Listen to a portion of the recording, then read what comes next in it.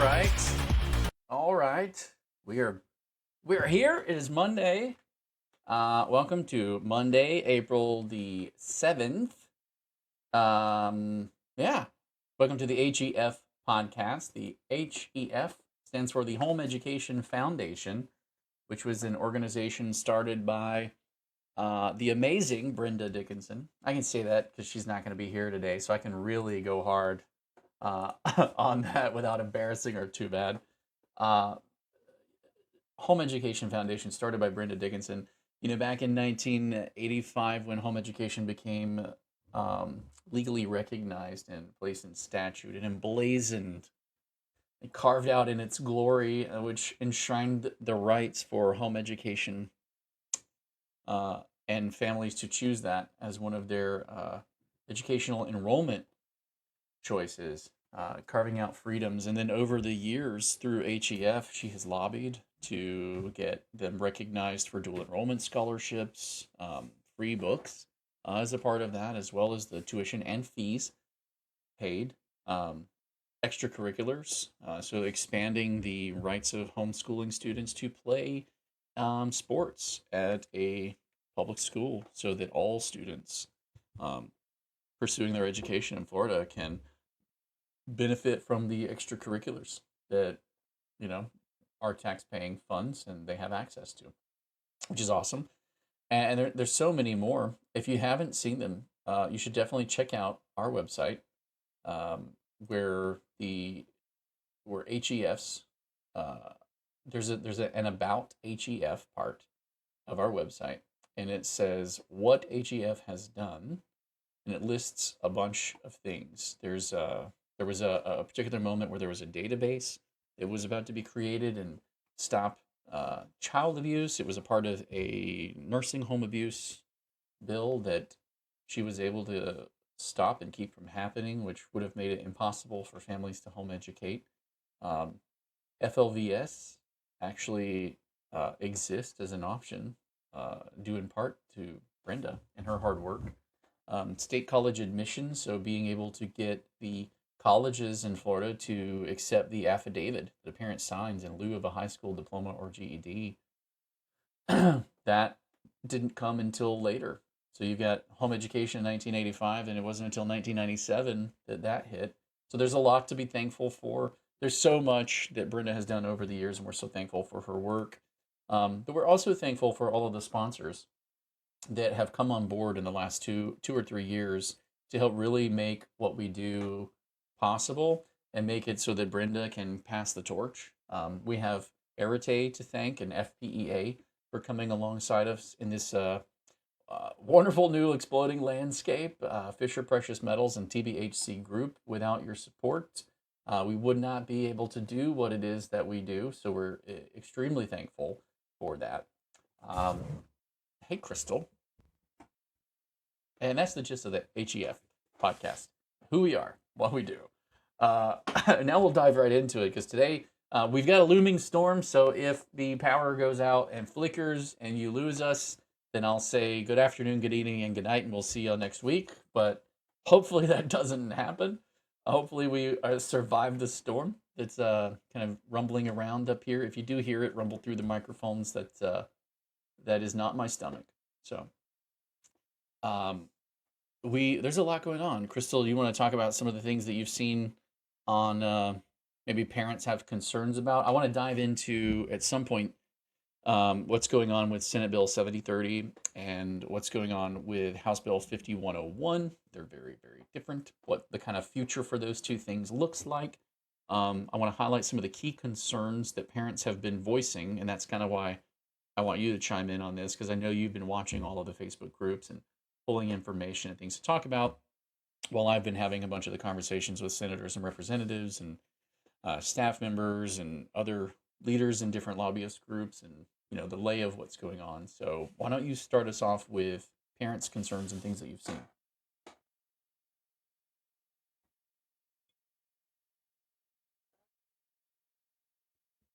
Mm-hmm.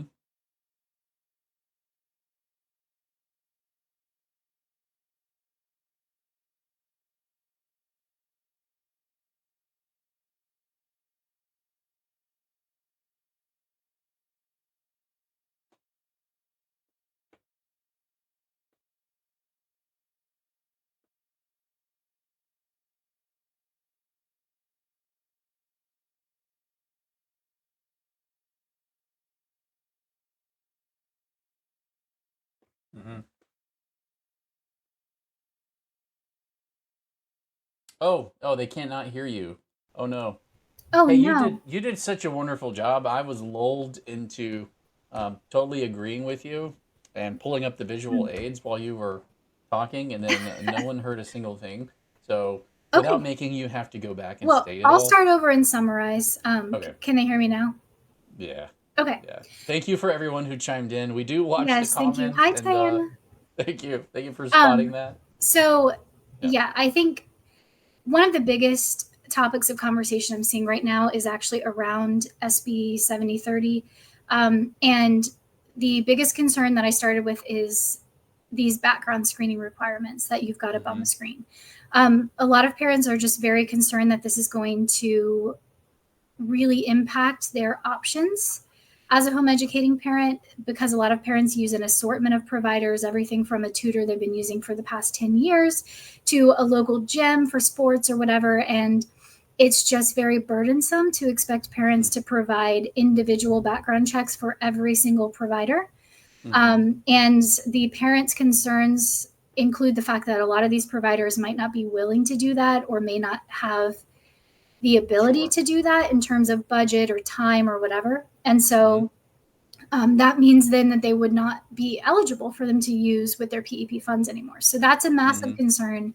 Probably the one that I'm seeing discussed the most is that one.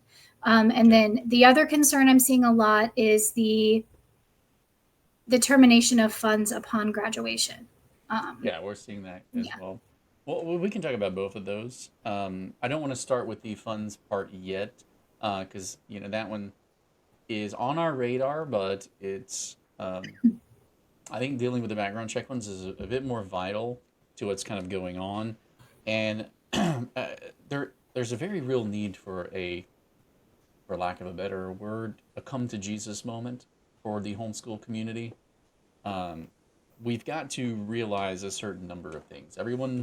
We've got to back up maybe 5 or 6 steps to have this conversation properly, I think. Um, you hear a lot of people talk about with shekels come shackles.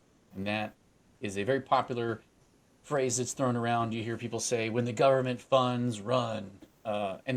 Headlines are great, but we've got to do better than read headlines. We've got to really dive into issues, and we've got to get into the weeds. And it's not enough to accept baseline punch words like "Make America Great Again." For some people, that means something great. For others that I've talked to, on another perspective, they feel that is like a death call. So we've got to do better than punchlines and phrases. We've got to get to the heart of issues. And so when it comes to shekels and shackles, let's peel back the reality. Let's start there.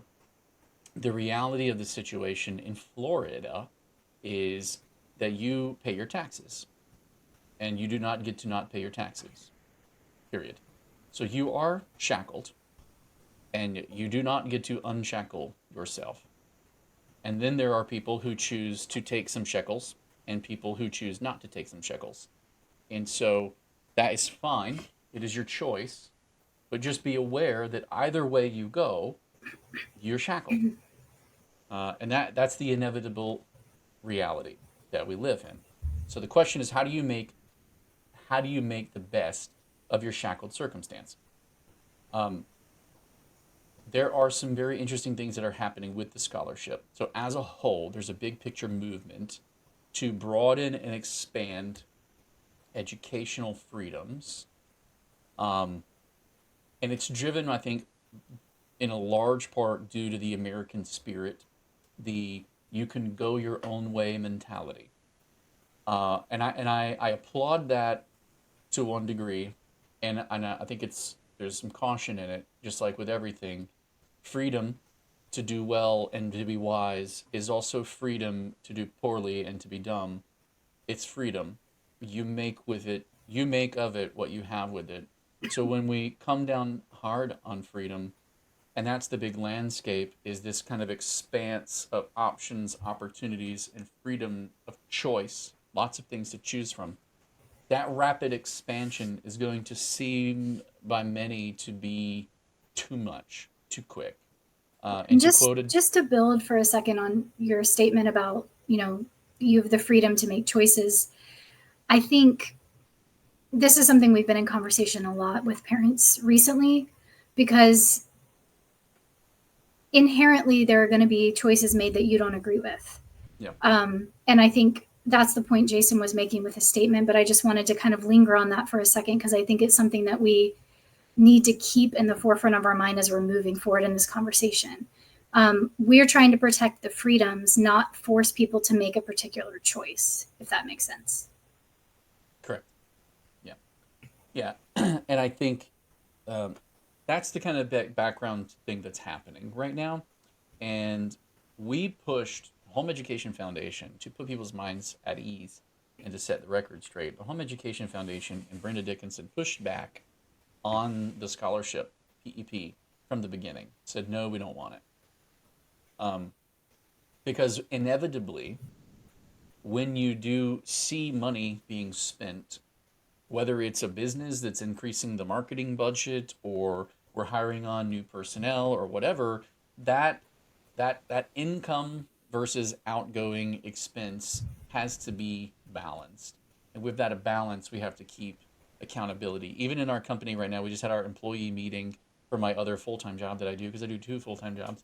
We were having an employees meeting, and we had some loss in our budget, and we're trying to figure out where that loss was. And by going through the books and combing through where the money was spent and how it was spent and when it was authorized and where in the process it fell apart, etc., we were able to identify those, and then we can make better choices moving forward or close some of those off, or etc.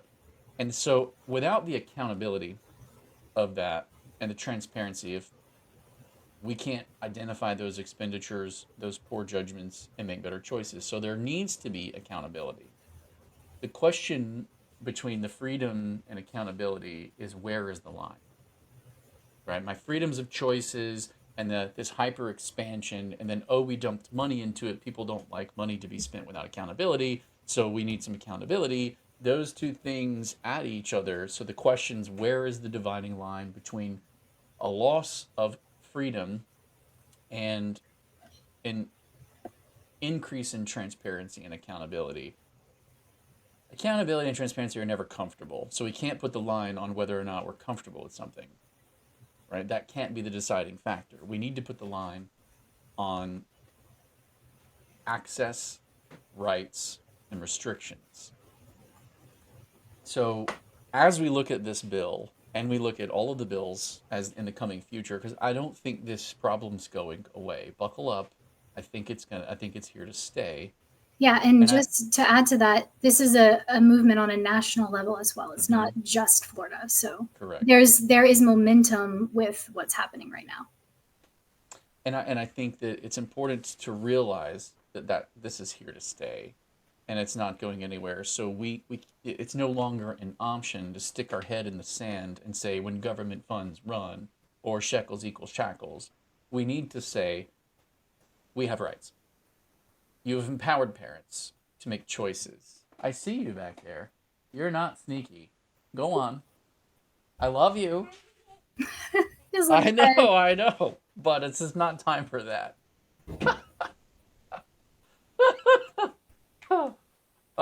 Yeah. So,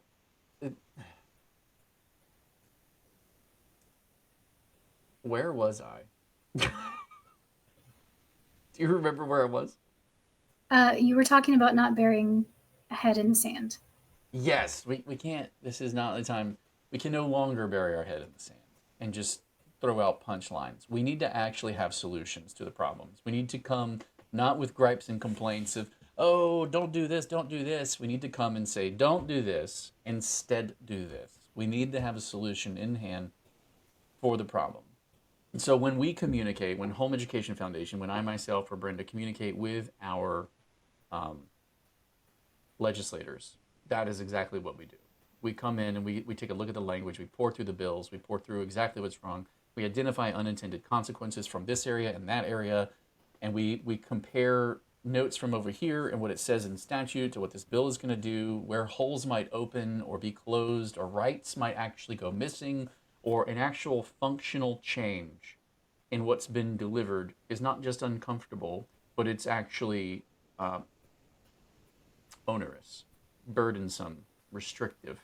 So, for example, if doing something like requiring parents to use the purchasing portal because it's more efficient removes choices that they would have in curriculum, we're going to push back on that. We're going to fight that because that is removing their choices in the name of efficiency. We're against that, right? If it says, oh, hey, people have been slipping through the cracks because of proof of residency can be easily circumvented, so we're going to require 2 proofs of residency. We're not going to fight that because that isn't burdensome. This is for Floridians. It's a scholarship Now for to pause, Floridians. it might be irritating It's going to when be he's irritating. when he's saying burdensome. He's not saying to say it's not burdensome is not the same as saying it isn't inconvenient or it isn't irritating to parents or it doesn't Mm-hmm. make it take extra time. But Mm-hmm. it's not removing any rights that you had. It's not infringing on any freedoms. It's That's just a correct. logistical inconvenience, essentially. Mm-hmm. And so proof of residency isn't something we're going to fight over because ultimately the aim of the scholarship is for Florida residents. So proving residency shouldn't really be that big of a deal. If they make it 9 proofs of residency, that is now overly restrictive and burdensome. And that line exists somewhere between the two, but it doesn't exist on 2 proofs. So it's always a negotiation, and we always want the line to be as open, simple, and free as possible. But realizing that even when you log into your email, you have to use 2-factor authentication to verify yourself. 2 factors of authentication is not something we're unaccustomed to, and it is something that with only one, you're not as secure as you would with 2. So it's not something that's overly burdensome or restrictive. Does this make sense? So we're trying to identify those lines between what is accountable and transparent and what is a loss of a right. Now, let's go to the background checks. When you look at the language in line 875 through more, I really need you to wait until I'm done. I love you, pal, but shut the door. I'll let you know when you can come back in. Sorry. Um, 875 to 876. Each owner or operator or an individual providing services under 1002.394 or 1002.395 prior to employment or engagement to provide services to undergo level 2 background screening as provided in chapter 435. This language is already existing in statute, but it's not for PEP, it's for private schools. And so what the private schools are required to do is the owner or operator of a private school, and then they give a definition of what that means. And on the language that's challenging for PEP parents is this language right here, individual providing services. That is the part that we struggle with. Because while there is, and this coincides with our other bill, which is House Bill 1565 and was Senate Bill 1440, until they put SIP 1440 kind of in a perpetual state of not yet being heard, and they tried to put our language into this bill. They didn't get it all, but we're working on that. For home education instructional programs, this is directly tied to that. And I need people to understand that connection, that the background checks are in fact directly tied to that, is the home education instructional programs were created as a line item in the scholarships when PEP was made in HB1, I think it was 2023, and not defined. So legally what that did was it allowed the definition to sit in the purchasing guide, but since there was no legal backing for the definition, that could actually be pushed, criteria from that definition could be pushed off by pressing against the SFO and saying, hey, there's no precedent for this. You have nothing to point to that says that's what they are. What even are these? And you can play on the fact that there's no definition anywhere. This is a made up term, yada, yada, yada. So now anything and everything, because there's no definition, can be crammed into that. And it's like, wow, things like that are popping up everywhere. Nobody knows what they are. Nobody has a clue what these programs are. How many days a week do they meet? Do they not meet? Is it, pencil whipped? Is it happening? There's literally no accountability and no transparency. So we are seeking to have the definition put in statute so there's transparency and criteria for what these programs are. And now you can treat the programs, the business entities that are benefiting from receiving the scholarship dollars that parents are paying for their services. They're going to be beneficiaries. They're going to receive those. You can hold them accountable to certain standards, the businesses. Not to put an overly restrictive burden on the parents, but you can hold the businesses accountable to that. The same way that you hold private schools accountable to doing their own background checks and attesting and affirming that they do their background checks for their own premises, for their campuses, for their volunteers, etc. And holding those business entities to that standard. What this language does right here, the individuals providing services, is it makes it absolutely onerous and restrictive to all, just period, to all. And I'm going to flip over to 1002.395 real quick and illustrate something. The parents' responsibilities. Let's see. I can get the word right. There we go. Oop. Is it? Yeah, parent and student responsibilities in 7B. So this is important as a way of kind of connecting the dots here. This is in statute 1002.395. A parent is responsible for affirming that program funds are used only for authorized purposes, serving the student's educational needs. So now how is a parent to demonstrate that they are affirming that the funds are only used for authorized purposes if you make every individual service provider have to have a background check? How does a parent get a background check? That information from the service provider. How do they attest that that background check that the service provider is giving them, or the affirmation that they get notarized and signed off and handed to them, an affidavit or something that attests to that fact, is in fact legit, has all the information, that nothing has been photoshopped in between the background check itself and the delivery to the parent, and then the parent gives it to the SFO? Like, what's the chain of custody for that information or that documentation? And at that point, is it even doing what it was intended to do? So I think this language here is too restrictive, and I can illustrate that easily. And in conversations with our senators and our legislators, that's what I've done. I have illustrated that is highly restrictive. Now, it places that undue burden on a parent. That is restricting the parents. That's going to restrict the parent's choices. It's going to make the parent precariously liable for potentially fraud, even by and accident. I want to add on that point for a second, because I saw a conversation in one of the Facebook groups a week or two ago where one parent was making the argument that it's the SFO's responsibility to verify whether a provider is legitimate, whether a provider is, meets the requirements in statute, whether a provider is authorized.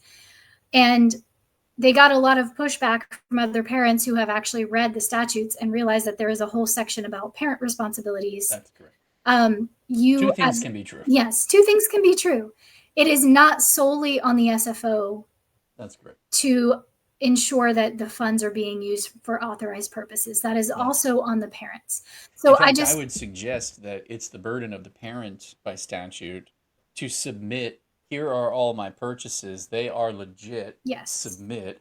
And then it's the duty of the SFO to verify that what the parent has submitted is in fact legit as well. And then that's the kind of chain. Yeah, I want to lean on that point for just 1 second longer, which is I've seen some parents posting things in Facebook groups like, I submitted this.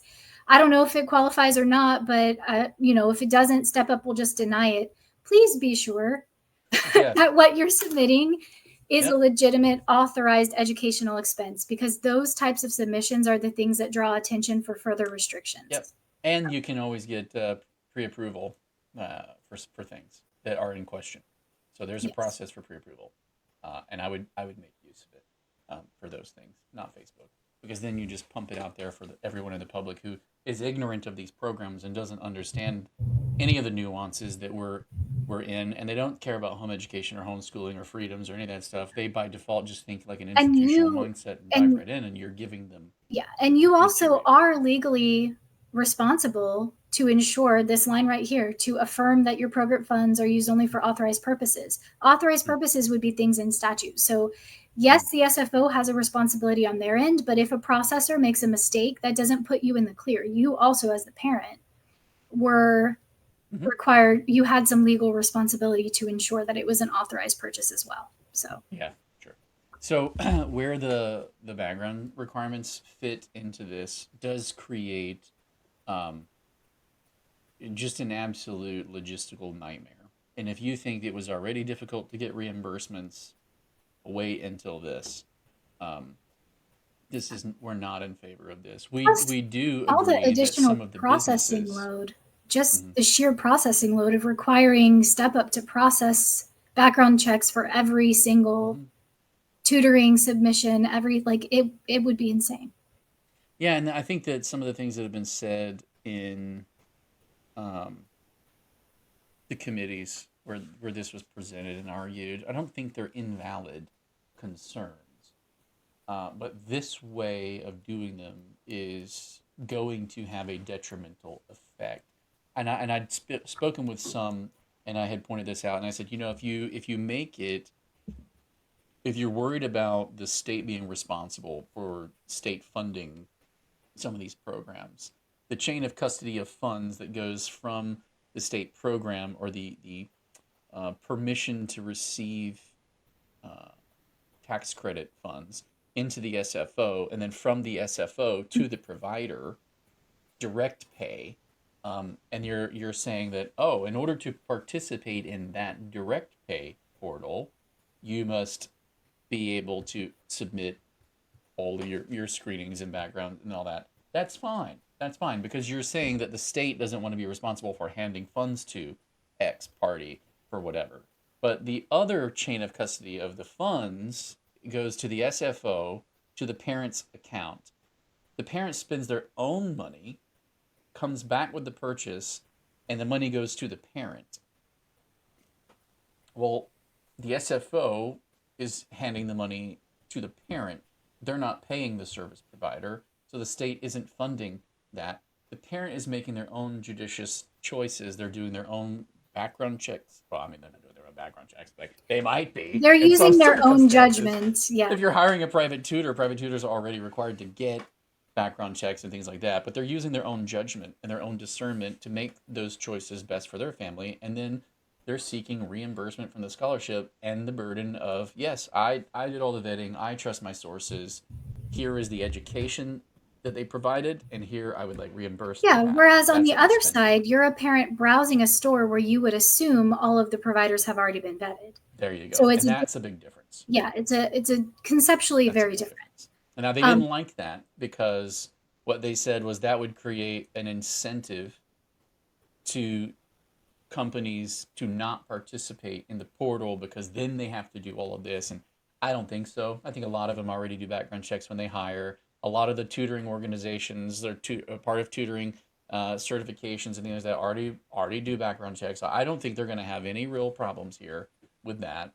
I think that's kind of what do you call it, a red herring. I think it's a distraction from it, and I would push back on that for that reason. Well, Um, the additional concern I would have is this entire dynamic lends toward the SFO pushing for everything to have to be done through direct pay, like just to make their jobs easier.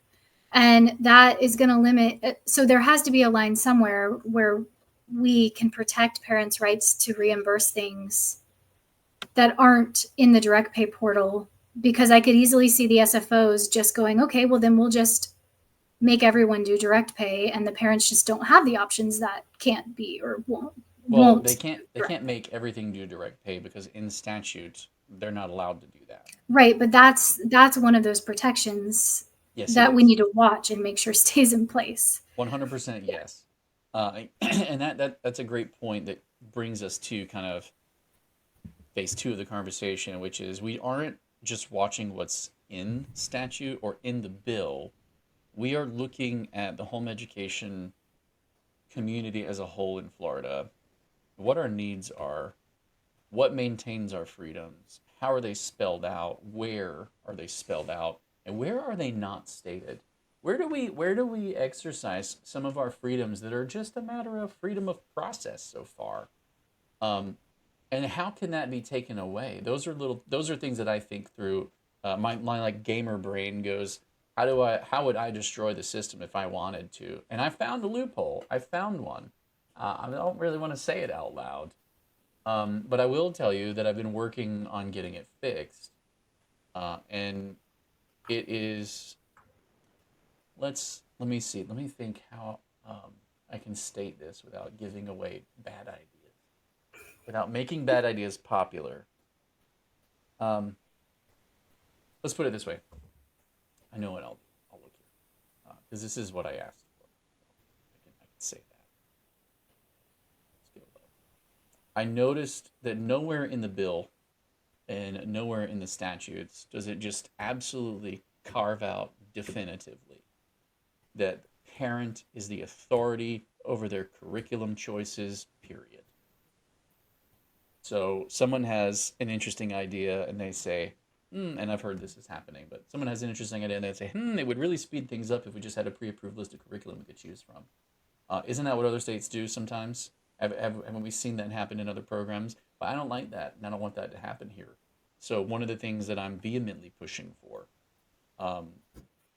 is similar to this. So in this statute here, this is 1002.395, and it says in C, the purpose of this section is not to prescribe the standards or curriculum for participating private schools.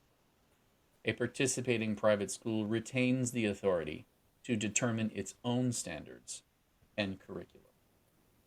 So I've taken that language and I've rewritten it for PEP students and parents. And I've rewritten it for home education families for 002.395 for the UA scholarship because it's also not spelled out there. And I'm lobbying, and my intent is to get this line for parents who educate their children through PEP or through home education, regardless of whether they use a scholarship or not, established as the authority to determine their own standards and curriculum, period.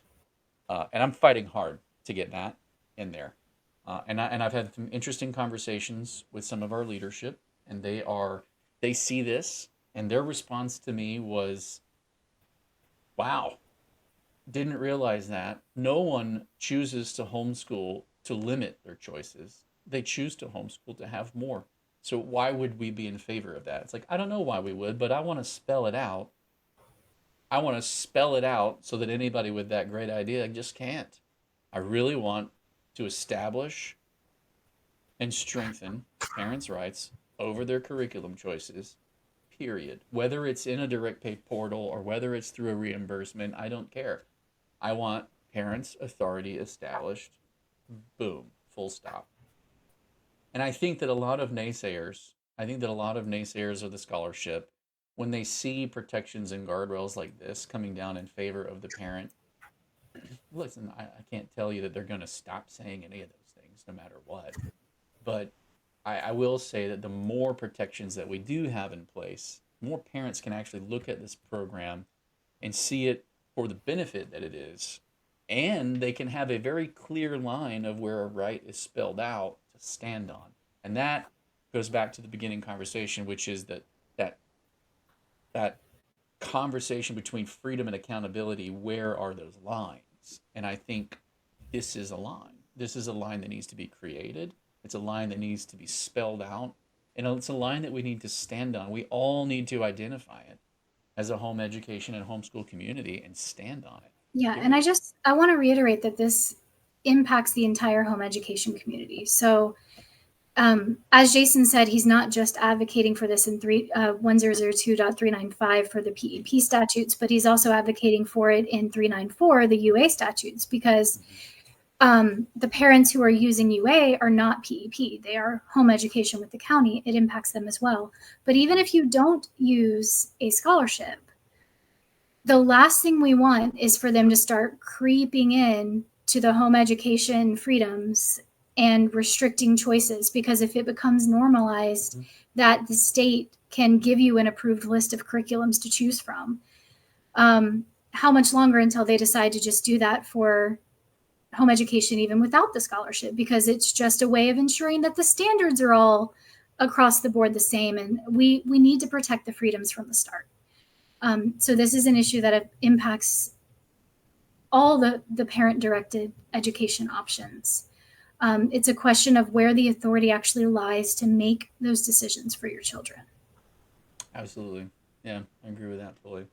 And so, that being said, and we're like 30, almost 40 minutes in, I want to kind of roll through some of the notes that I've been collecting, and let our community know some of the key things that we are, in fact, going to bat for you over.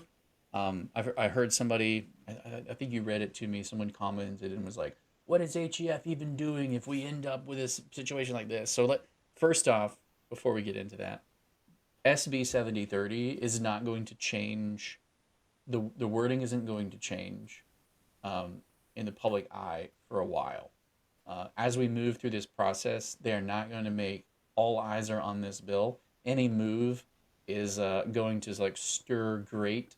It's the appropriations bill, so it's going to stir great controversy, and they're just not going to touch it until probably the House bill and the Senate bill get into conference. And so let's talk about House Bill 5101. Real quick, while you're pulling that up, I just want to, okay. Real quick though, I just want to kind of reiterate the point that you should expect to see them continue to vote this through, yes. In the committees. Yes. That does not mean that they're not going to change anything before the end of the process. But right. I've seen a lot of panic over parents who are doing their due diligence and they're watching the committees and they're trying to stay informed, and they are frightened that it's just getting voted yes and pushed through to the next committee. That is expected right now, because if they were to vote it down, it would kill the entire bill. And they don't want to kill the bill. They want to continue to work on the bill. So they're going to continue to vote it yes and push it through, just like they did last year when we were fighting the other bill. They just pushed it through all the committees again and again and again. Who weren't here last year, I think. So please don't panic if you see that happening a lot. Like Jason said, don't panic at all. Everything that's happening right now is going to be happening behind the scenes until the House and the Senate come into an agreement on what exactly the language of the amendments need to be. Yeah, so. Don't panic. Never panic.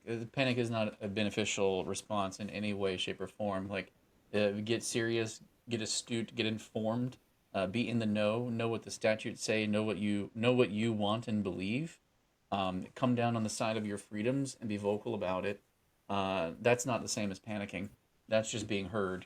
So I want to say, to add to what you were saying about it not changing, there's this is going to feel like this is the roller coaster we live, and you're now getting to live it with us.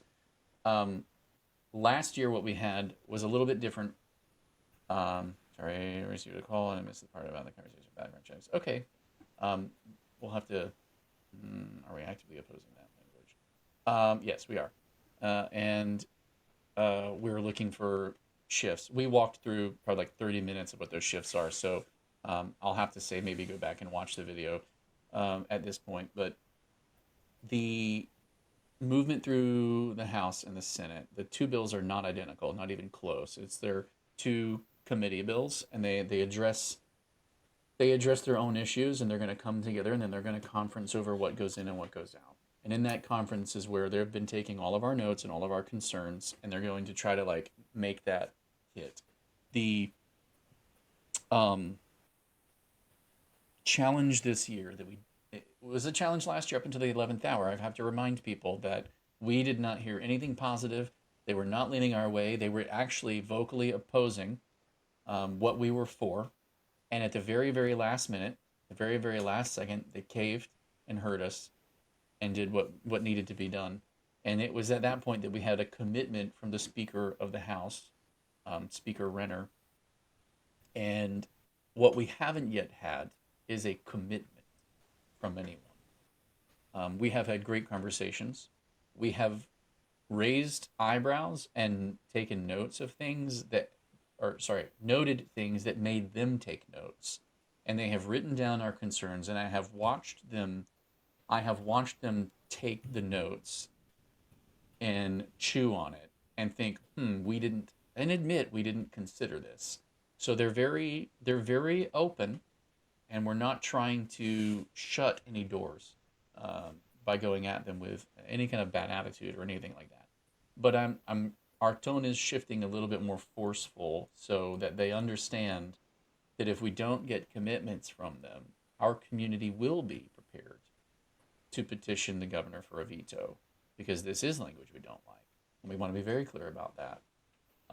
We want to keep working with them to get the language to a place where, like I said, we have freedom and accountability, and we're not losing freedoms, but we can have transparency and accountability, and it can be appropriately addressing without onerously or in an overburdensome way removing parents' choices and freedoms. And so we're very careful to push for those things. We are looking for changes in that background check language. We're looking for a couple of more changes, and so that's what I wanted to kind of read through or roll out.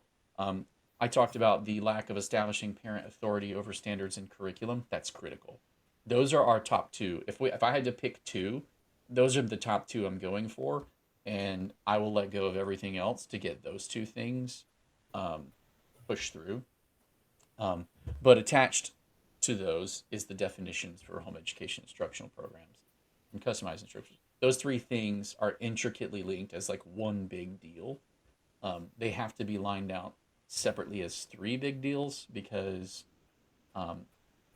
they take so much explanation to get someone to wrap their head around and understand what do these stinking homeschoolers do with what are they even talking about? Yeah, These so just programs. What is this? as an So, example of the type of thing that Jason is working hard to help them understand, this is one I can actually say. They didn't realize that some of these programs the parents stay. They just simply didn't realize that. They assumed that all all are drop home off. education instructional programs are drop-off programs where the parents are not present. And so just simply that one fact that a lot of these are co-ops where the parents are participating or at least staying on campus Mm-hmm. was something they had not considered. So there's a lot that they just in their mental image of home education that is just missing. Mm-hmm. And so Jason and Brenda are working very hard to fill in those Mm-hmm. gaps for them and help them understand better what home education actually looks like Mm-hmm. and the ways in which these changes would in fact restrict freedom of choice. Or the tutor is a grandparent, and the parent doesn't need to background check their own parent to teach their grandkids as a private tutor. There are some things like that that have just kind of escaped notice, and we're harping those hard. Um, so let's roll through our issues for the sake of kind of keeping it concise. Um, uh, the definition of home education instructional programs, the language that we have in HB 1565, we want that in both places. Um, we want to see clarity on that definition so that it's no longer a black hole that anything and everything just slips into without notice. Because what happens then is as restrictions come in to kind of limit some of those wild and crazy ideas that we're going to inevitably have, because that's how we are as homeschoolers, there will be a split between full school like type environments and parents educating their kids and augmenting that with various classes or options. And those two things need to be separated out. They shouldn't be addressed the same way. So carving out that difference is key. I would say that the background checks kind of pivot right on into that, because anything that's a business and a program that your kids come and go out of or are dropped off into, for them to participate, like it, the same way as private schools or others participate, like those having background checks, that's not a problem. It's the individual service providers that creates such a burden on every parent when they're now responsible for authorizing that the use of funds are for authorized purposes only, and that's their burden. This puts a heavy weight on the parents. Um, Three, the lack of established parent authority over standards and curriculums. We are seeking to get that language input in there because it's currently not. And I don't want anyone to have the great idea that to make this more efficient, we'll just make a pre-approved list of curriculum. That idea needs to go out the window, period, full stop. There are proof of residency. This one might be a little bit more nuanced as well, but proof of residency in line 634, where it requires the birth certificate, that's just onerous. Um, the Unique Abilities Scholarship already includes the requirement for a birth certificate, which is superfluous. It's not necessary because while that scholarship can go up until age 22, so there is an age date where you age out. There's not one for PEP, so your funds expire when you're done with your educational track. Whereas with UA, they can extend up to a certain age limit. So there's a need to verify an age, but when a parent with the Unique Abilities Scholarship enrolls with their county as a home education parent, they already put the child's birth date on that enrollment, and that's accepted and trusted. And we don't see a reason why that couldn't be used instead of the birth certificate. So there's no need to require a birth certificate for any of these as a proof of residency. Also, it doesn't prove residency. Uh, there are forms that do prove residency, such as requiring a driver's license or an additional ID, something similar to the way voting identification and voting residency and proof of ID works. And that would be a plausible substitute rather than the birth certificate. That's just not necessary. Number five, the payment intervals and the parent's responsibility in the payment intervals. I understand the payment intervals, the 10 payments, the monthly payments. I understand what they're trying to do, and I think that they will accomplish that. And their goal is to make the scholarship, no, their goal is to make the money following the child more accurate and more effectively um, adjustable. So a child who leaves public school, starts to PEP, starts to get funded, and then goes back because maybe they decide it's not for them. They're not getting lost in the mix. So the student identification number already exists for all of the other options. It just doesn't exist for PEP. And I think the creation of the student identification number in PEP is going to help them narrow in on some of the financial loss and things like that. But they're also requiring that the parents continue to affirm and attest that they're enrolled, and this is burdensome and restrictive. This is unnecessary. A parent in a home education track or in a public school enrolls, and it's trusted that their student is still enrolled in that track until they unenroll, period. That should be the same for PEP. The parent shouldn't have to constantly attest every single month, every single time they want to receive a payment, that they're, yes, we're still enrolled in PEP. Yes, we're still enrolled in PEP. Yes, we're still enrolled in PEP. If you are in the program, you know how sometimes it can be when you're trying to get reimbursements or funds. I had an email just yesterday yesterday or Saturday from a parent who said that they suddenly stopped getting funds. Um, and the county said that they were enrolled or not enrolled, and there's a big mix-up, and there's a problem. They're having to track it all down. And it's like, if you think that is a problem that exists now, wait until you increase the number of times, the number of opportunities for error that can occur. Just wait. You have how many hundreds of thousands of parents, and now they have what, one time that they have to check, and then the SFOs have to go back and forth and verify. They don't have a student identification number right now, so it's a little bit difficult for them to do that. But when you create the student identification number, you kind of create a way of solving the problem. But now what you're going to do is you're going to make parents have to click that box or check this or do that. and you're going to do that now with 10 monthly payments, so 10 attestations. And oh, was there a glitch in the software system where suddenly parents would click that box, but it didn't report into the software, and we're having to hunt that down. Meanwhile, everybody loses their funding. Yeah, Because or good luck with that. you happen to have I just, you happen to be in the week that they send out the reminder to log in and click that affirm box, you're having a family emergency, or you happen to not. how many times be- have you had a software update on your phone or something, and you're like, oh, where did my saved draft for that thing go, or whatever, and it's just gone. imagine if you imagine how many parents would just get skipped over for funding because they just missed one of those for whatever technical reason, or Yeah. like I said, there's a family emergency and they just don't see the reminder to log in and affirm again that month that they're Well, like, you've it's, multiplied the yeah, opportunity of error without a benefit to be received on the other end. The student identification number already does what they're wanting to do within this program, which is give them a way to track movement from between the scholarships and the other enrollment options. what they're You can trying to now do do is that. prevent double funding where a student, Yep. they are Yeah. still getting PEP, but they've already moved on to some other educational track. Mm-hmm. That's what they're trying to prevent.